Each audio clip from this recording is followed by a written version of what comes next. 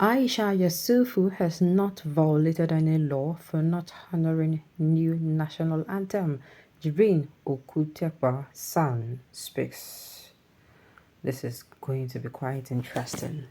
The news in detail.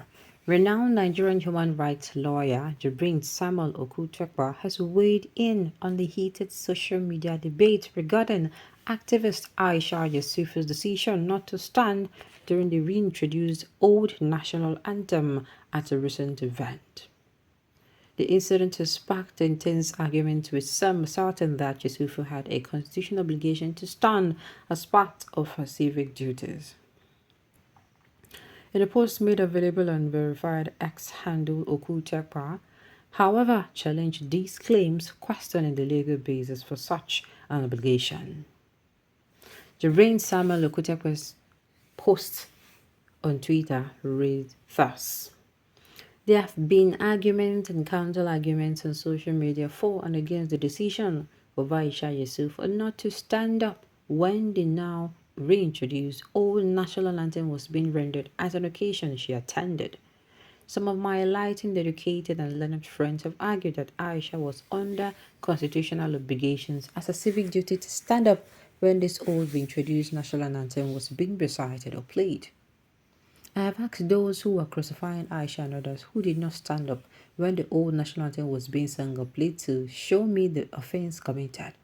Is there any provision in Nigeria law that prohibits or make it an offense not to stand up for the national anthem? He inquired, emphasizing his belief that no such law exists. Okutipa further argued, while performing civic duties is important for maintaining order in society, it is not a criminal offense to protest against laws perceived as unjust or retrogressive, such as the reintroduction of the old national anthem. Failure to perform civic duties and obligations are not in themselves an offense, he stated, adding that such protests are part of the right of citizens to express dissent against governmental actions and policies. He criticized the National Assembly for not consulting Nigerians adequately or providing convincing reasons for the anthem's reintroduction. Okutekwa also highlighted the government's failure to address more pressing issues such as economic well-being, suggesting that the anthem debate is a distraction from the harsh realities of poverty affecting many Nigerians. Okutekwa called for a focus on holding the government accountable for its shortcomings rather than engaging in a meaningless debate about civic duties. He underscored the necessity of ensuring that governmental policies genuinely reflect the needs and desires of the people. Now, I don't know what is our problem in this country. We have not learned to hold these people accountable. We have not. Instead, we hold ourselves for granted. Now we hold ourselves make we no grow.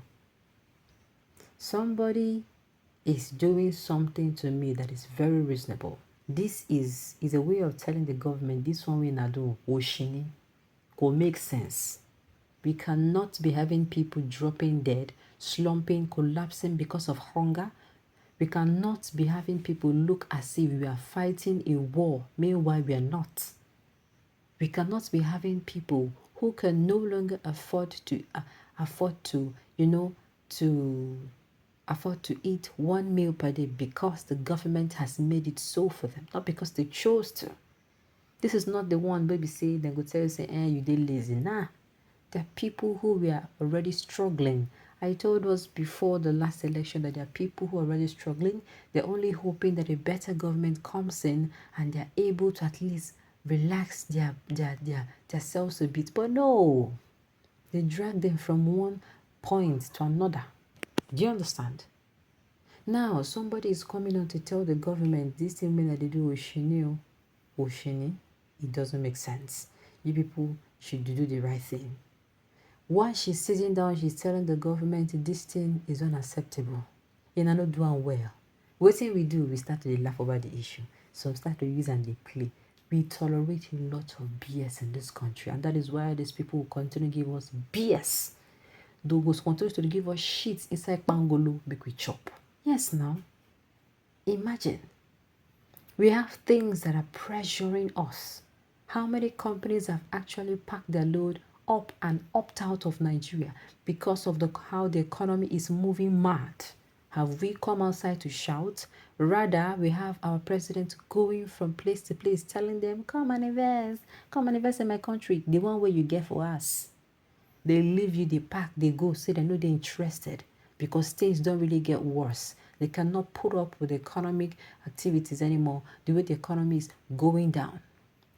Instead of it to fix the economy, you are hopping from one place to another to tell them to come and invest. Reason I'm now.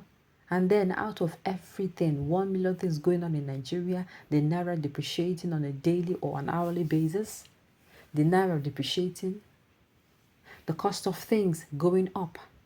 Imagine us buying fuel that we have. We own fuel, yes, we are buying it so expensive. But somebody will come and carry the mouth. We say, I don't know whether the mouth don't decay, whether the decaying of the mouth don't affect the brain. It will come as I can't tell us, say, other countries and they pay so higher. You get some people be say for this word, they don't even supposed to listen to them. I don't care whether they speak good English, but they're not supposed to listen to those people at all. In fact, those people not even supposed to be primary school teacher. Now, what am I saying? KG. They're not supposed to be. And then somebody is finding a means to send the government across, to send across a message to the government saying, this one we're not doing a nonsense. We no go do one. And they are coming out to say, she broke a law, she broke a law. I don't blame us, Sha. I don't blame us.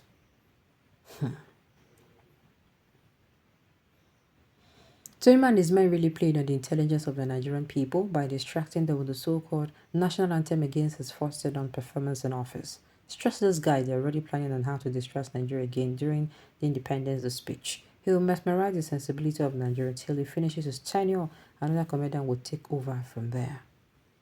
Instead of now to come outside, they talk waiting they're supposed to talk. You know, to come outside to talk, say this one no follow. This one is not supposed to hold. Hold these people accountable by the geography. If you may say go hold them for trouser, hold them. If you may say go hold them for chest, hold them. But at least may say hold them accountable. What happens? What happens all of a sudden with our brain for commots? Sincerely, I am not happy with the way we handle things in this country.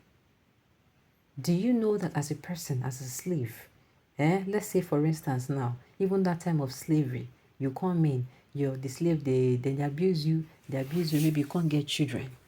They abuse you abuse your wife, abuse your children. If you get the way we say then go touch your picking one day, we say the beast in you go arise.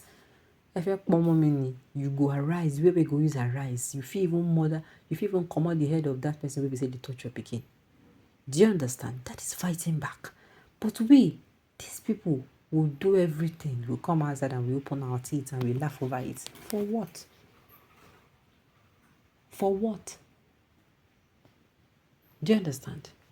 Check them. It doesn't make sense. So we should do better. Aisha is passing a message across, telling the government, this is not right. Do the right thing.